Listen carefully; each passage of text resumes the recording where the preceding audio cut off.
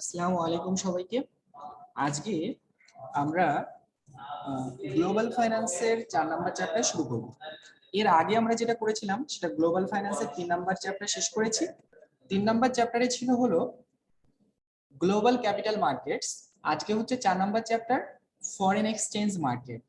তো এই 4 number chapter foreign exchange মার্কেটের জন্য আমাদের শিপ্রোর যে বইটা ছিল মাল্টিন্যাশনাল ফিনান্সিয়াল ম্যানেজমেন্ট, এটার 3 নাম্বার চ্যাপ্টার এবং 5 নাম্বার চ্যাপ্টার, এই দুটো চ্যাপ্টার অনুসরণ করলেই চলবে। সুতরাং চলুন শুরু করা যাক। আমরা এই দুইটা চ্যাপ্টার অনুপাতে আমাদের যে 4 নাম্বার চ্যাপ্টার ছিল ফরেন এক্সচেঞ্জ মার্কেট সেইটা শুরু করি। সর্বপ্রথম 3 নাম্বার চ্যাপ্টার, এবং 3 নাম্বার চ্যাপ্টারে দেখুন কি আছে। সর্বপ্রথম দেখুন 3 নাম্বার চ্যাপ্টার, এখানে আছে ইন্টারন্যাশনাল মানিটারি সিস্টেম। আমাদের যে আন্তর্জাতিক মানিটারি সিস্টেম রয়েছে সেই বিষয়টা কেমন আসছে সেই বিষয়টা আমরা দেখি। এখানে কিছু বিষয় রয়েছে: alternative exchange rate system, a brief history of the international monetary system, European monetary system and monetary union, emerging market currency crisis। এই 4টা বিষয় নিয়েই আসলে এখানে কি হয়েছে, এই বিষয়টাকেই তুলে ধরা হয়েছে। তো 5 মার্কেট মেকানিজমস, এখানে 5টা মার্কেট মেকানিজম রয়েছে। Freely floating market forces of supply and demand determine rates, এখানে মার্কেটটা আসলে রেটটা ডিটারমাইন করে। Forces influenced by price levels, interest rate, economic growth, rates fluctuate randomly over time ইত্যাদি বিষয়। ম্যানেজ ফ্লোট, এটা বা ডার্টি ফ্লোট বলি, যে market forces set rates unless excess volatility occurs, then central bank determines rate. এখানে আসলে manage float বলতে আসলে যেটা আসলে আমরা নিয়ন্ত্রণ করতে পারতেছি বা সেন্ট্রাল ব্যাংক যেটা ডিটারমাইন করছে এই বিষয়টাই বোঝানো হচ্ছে। এর সাথে সাথে টার্গেট জোন অ্যারেঞ্জমেন্ট, এগুলো আমরা ক্লাসে আলোচনা করেছি, আশা করি আপনারা বুঝবেন। ফিক্সড রেট সিস্টেম, এখানে রেট ডিটারমিনেশন আছে। গভর্নমেন্ট মেইনটেন্স টার্গেট রেটস আছে। If rates threaten central bank buys or sell currency আছে। মনিটারি পলিসিস কোঅর্ডিনেশন আছে, বিষয়গুলো নিয়ে এখানে এসেছে। কারেন্ট সিস্টেমের ভিতরে হাইব্রিড সিস্টেম আছে, মেজর কারেন্সিস রয়েছে, এই বিষয়গুলো নিয়ে এটা তৈরি করা হয়েছে। এর সাথে দ্য ইউজ অফ গোল্ড, যখন আমরা আসলে কি করি মনিটারি সিস্টেমটাকে নিয়ে এসেছি, এই মনিটারি সিস্টেমের সাথে দেখবেন যে ফরেন এক্সচেঞ্জ মার্কেটে গোল্ড যে স্ট্যান্ডার্ডটা রয়েছে সেটাকে নির্ধারণ করা হয়ে থাকে। আমরা আগে জানতাম যে একটা দেশে হয়তোবা 1 ক্যারেট গোল্ডের ওজন প্রাইস যেটা, সেটা অন্য দেশে তত সমপরিমাণ গোল্ডের যে পরিমাণ টাকা আসতেছে, এই দুইটা অনুপাতে যখন আমরা কি করতাম এক্সচেঞ্জ রেট নির্ধারণ করতাম, তখন এটাকে আমরা কি বলতাম, the use of gold standard. এই বিষয়ে আসলে এগুলো এসেছে, এটা ক্লাসিক্যাল গোল্ড স্ট্যান্ডার্ডের ভেতরে পড়ে। এই অনুপাতে কিছু বিষয় আসলে নির্ধারণ করা আছে, এগুলো আপনারা পড়লে বুঝতে পারবেন কোথা থেকে কবে এটা শুরু হয়েছে। ব্রিটেন উডস সিস্টেম, দ্বিতীয় বিশ্বযুদ্ধের পরে তৃতীয় বিশ্বযুদ্ধ যাতে বেঁধে না যায় এই জন্য একটা চুক্তি বা ব্রিটেন উডস কন্ট্রাক্টে সাইন করা হয়, এবং পরবর্তীতে কিন্তু জাতিসংঘ চলে আসে এর থেকে। তো এই ব্রিটেন উডস সিস্টেম অনুসারে কিন্তু তৎকালীন সময়ে বিনিময় হার কিভাবে নির্ধারণ করা যাবে ইত্যাদি বিষয় নিয়ে একটা মান নির্ধারণ করা হয়ে থাকে। তো সেখান থেকেই কিন্তু এই ব্রিটেন উডস ট্রেটি বা কন্ট্রাক্টে এসেছে, এবং তার অনুপাতেও কিন্তু বিভিন্ন ফরেন এক্সচেঞ্জ মার্কেট বা মার্কেট এক্সচেঞ্জ রেট যেগুলো রয়েছে সেইগুলো নির্ধারণ করা হয়ে থাকে। যেমন ফরেন এক্সচেঞ্জ মার্কেটটাও কিন্তু তার একটা অনুপাতে চলতে থাকে। এর সাথে এখানে আরো কিছু বিষয় আছে যেটা আসলে ব্রিফ হিস্টোরির মধ্যে পড়ে, আপনারা দেখবেন, হিস্টোরির তো শেষ নাই, তারপরে দেখলে বুঝতে পারবেন আশা করি। ইউরোপিয়ান কারেন্সি বলে বা অন্য কোনো কারেন্সি আছে সেসব কিছু এখানে তুলে ধরা হয়েছে। মেনলি হিস্টোরি বেসড এই চ্যাপ্টারটা, আপনারা হিস্টোরিটা একটু বার্ডস আই ভিউ করে যাবেন, করলে আশা করি এই বিষয়গুলো আপনারা খুব ভালোভাবে বুঝতে পারবেন। এই চ্যাপ্টারের যে বিষয়টা সেটা হচ্ছে ফরেন এক্সচেঞ্জ মার্কেটে ফরেন এক্সচেঞ্জটা কিভাবে আসলো, কোথা থেকে এটা শুরু, এবং কোথা থেকে সেটা আদৌ আমাদের সমস্ত পৃথিবীতে এই মানটা নির্ধারণ করা হয়ে থাকে। একটা জিনিস মনে রাখবেন, দ্বিতীয় বিশ্বযুদ্ধের পর থেকে আমাদের যে বর্তমান অবস্থা এবং বর্তমান যে আসলে মুদ্রার যে বিনিময় হার নির্ধারণ করার জন্য একটি স্মুথ সিস্টেম রয়েছে, এবং বিভিন্ন ব্যাংকের মধ্যে এই যে ডলারাইজেশন করা হচ্ছে, এই ডলারাইজেশন করার যে পদ্ধতিটা, এটা ব্রিটেন উডস চুক্তি থেকে আধুনিক আমাদের সভ্যতা পর্যন্ত কিভাবে আসলো, এই হিস্টরিটা আসলে এখানে খুব সুন্দর করে তুলে ধরা হয়েছে। আশা করি আপনারা এটা যদি ভালোভাবে পড়েন তাহলে বিষয়গুলো খুব ভালোভাবেই বুঝতে পারবেন। তো আজকে লেকচার এ পর্যন্তই, আপনারা আশা করি বিষয়গুলো বুঝতে পেরেছেন, এবং আপনারা আপনাদের টেক্সট বুক এবং এই স্লাইড থেকে এই বিষয়গুলো একটু ডিটেইলস পড়ে নেবেন, পড়লে আশা করি বিষয়গুলো বুঝতে পারবেন। তো এর সাথে সাথে আমাদের আরো একটা চ্যাপ্টার দেখতে হবে, সেটা হলো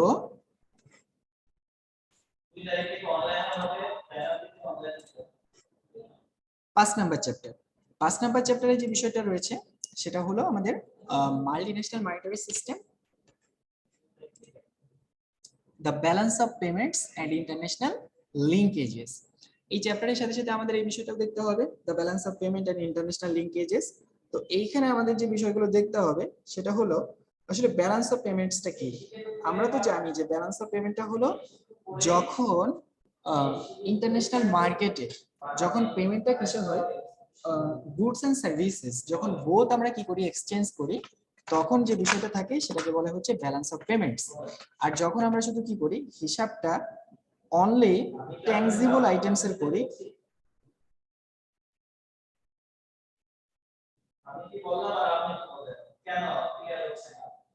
আমি বলেছি পরীক্ষা থেকে যদি কেউ কোনোটা না পরিবর্তিত করেন যেমন ফাইল সমস্যা বা করতে আছে কেউ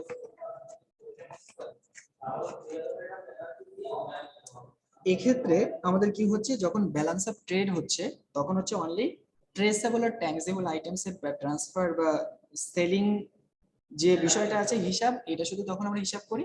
আর যখন ব্যালেন্স অফ পেমেন্ট হয় তখন সকল গুডস এন্ড সার্ভিসেস রয়েছে সকলগুলোর হিসাবই আমরা তখন করে থাকি। এটা হলো ব্যালেন্স অফ পেমেন্টের মূল জিনিস। তো চলুন এর সাথে সাথে দেখা যাক ব্যালেন্স অফ পেমেন্ট ক্যাটাগরিজ। এখানে আমাদের ব্যালেন্স অফ পেমেন্টের কি কি ক্যাটাগরি আছে সেই বিষয়টা।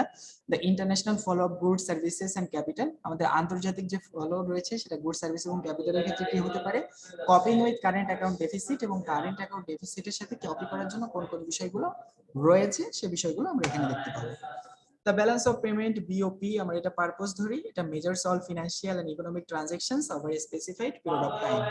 এটা all financial transactionsটা কি করে মেজার করে over a specified period of time, একটা স্পেসিফাইড পিরিয়ড অফ টাইমে। এর সাথে সাথে দেখবেন এর কিছু বিষয় আছে, ডাবল এন্ট্রি বুক কিপিং আছে, কারেন্ট ইনফ্লোস, কারেন্ট আউটফ্লোস, এর বিভিন্ন বিষয় আছে। থ্রি মেজর অ্যাকাউন্টস, এর ভিতরে current account, capital account, official reserve, এই বিষয়গুলো রয়েছে। ক্যাপিটাল অ্যাকাউন্টের এই বিষয়গুলো থাকে। এর সাথে সাথে অফিসিয়াল রিজার্ভ অ্যাকাউন্ট এবং এর ফাংশনস গুলো কি কি, অফিসিয়াল রিজার্ভ অ্যাকাউন্টের সাথে কোনটা থেকে কনসিস্ট হয়েছে সেসব বিষয়গুলো এখানে এসেছে। ব্যালেন্স অফ পেমেন্টের মেজার্স গুলো আমরা কিভাবে করতে পারি সেসব বিষয়গুলো এখানে তুলে ধরা হয়েছে। আর basic balance, balance of payment categories, net liquidity balance, official reserve transactions, link from the international to domestic flows, এবং ডোমেস্টিক সেভিং এন্ড ইনভেস্টমেন্টের যে বিষয়গুলো আছে এই বিষয়গুলো এখানে আসবে। আমরা ক্লাসে এই সবগুলো ডিটেইলস আলোচনা করেছি।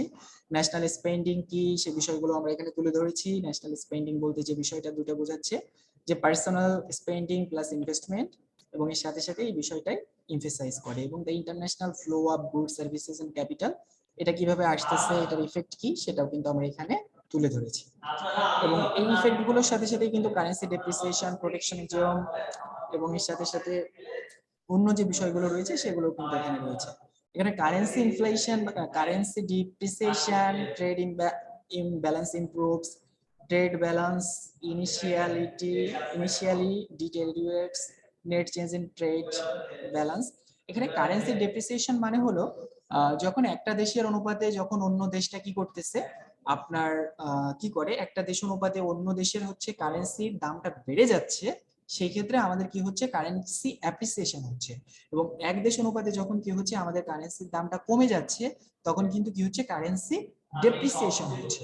এই বিষয়টাই হলো কারেন্সি অ্যাপ্রিসিয়েশন এবং ডেপ্রিসিয়েশনের মূল বিষয়। এর সাথে সাথে coping with the current account deficit, current account deficit যে বিষয়গুলো রয়েছে সেই বিষয়গুলো আমরা এখানে দেখতে পারি। ফরেন ওনারশিপ যে বিষয়গুলো, যে আসলে আমরা যে কোনো বিষয় যদি ওনারশিপ গ্রো করতে চাই সেক্ষেত্রে আমাদের কোন কোন কাজ করতে হবে সে বিষয়গুলো এখানে তুলে ধরা হয়েছে। স্টিমুলেট ন্যাশনাল সেভিং, আমাদের ন্যাশনাল সেভিংটাকে কিভাবে আমরা আরো বেশি উদ্দীপিত করতে পারি এই বিষয়টা। ট্যাক্স রেগুলেশন এবং রেটসটাকে চেঞ্জ করলে কিন্তু আমরা অনেক কিছু চেঞ্জ করতে পারি। কারেন্ট অ্যাকাউন্ট ডেফিসিটের ক্ষেত্রে আরো কিছু বিষয় রয়েছে, সেই বিষয়গুলো আমরা এখানে পরবর্তীতে তুলে ধরেছি। এবং এই যে বিষয়গুলো, এই বিষয়গুলো নিয়েই মোটামুটি আমাদের এই কারেন্ট অ্যাকাউন্ট ডেফিসিট এবং এই বিষয়গুলো ইন্টারন্যাশনাল বা ফরেন এক্সচেঞ্জ মার্কেটের বিষয়গুলো তুলে ধরা হয়েছে। আপনারা এই স্লাইডগুলো দেখুন। স্লাইডগুলো দেখার আগে আপনাদের মূল টেক্সট বুক যেটা রয়েছে টেক্সট বুকটা দেখবেন, তারপরে স্লাইডগুলো আসবেন। আশা করি টেক্সট বুকটা যদি আপনারা ভালোভাবে দেখেন এবং সেটা থেকে সব জিনিস বুঝতে পারেন তাহলে স্লাইডগুলোতে আর কোনো সমস্যা থাকবে না। তো সুতরাং আমরা ক্লাসে বিষয়গুলো আলোচনা করেছি, আমরা এখানে সংক্ষিপ্তভাবে বিষয়গুলো তুলে ধরলাম। এরপরেও যদি আপনাদের কারো কোনো সমস্যা থাকে তাহলে অবশ্যই আমাকে পার্সোনালি নক দিবেন, তাহলে বিষয়গুলো আমি আপনাদেরকে বুঝিয়ে দিব। তো আজকে পর্যন্তই, সবাই ভালো থাকেন, সুস্থ থাকেন।